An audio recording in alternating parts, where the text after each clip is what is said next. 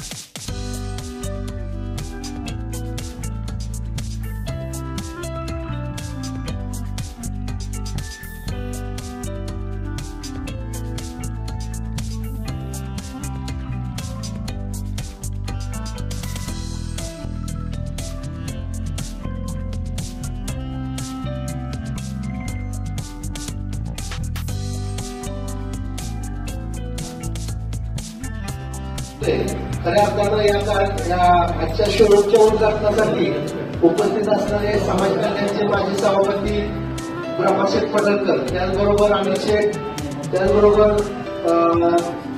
सांगली जिल्हा नियोजनचे सदस्य दत्तात्रय पाटील, त्याचबरोबर मार्केट कमिटीचे सभापती सत्तरभाऊ पुजारी, विनायक काका, त्याचबरोबर या ठिकाणी भूषण असतील, महेश निगाडे साहेब, माणिक निगाडे साहेब, त्याचबरोबर आमचे डॉक्टर सचिनराव चंदूभाऊ, त्याचबरोबर या ठिकाणी सुरेश सादिक कांबळे, सुनील सरळ, रविशे, खऱ्या अर्थानं एक सर्वसामान्य कुटुंबात आज एक वेगळ्या सारख्या शोरूमचा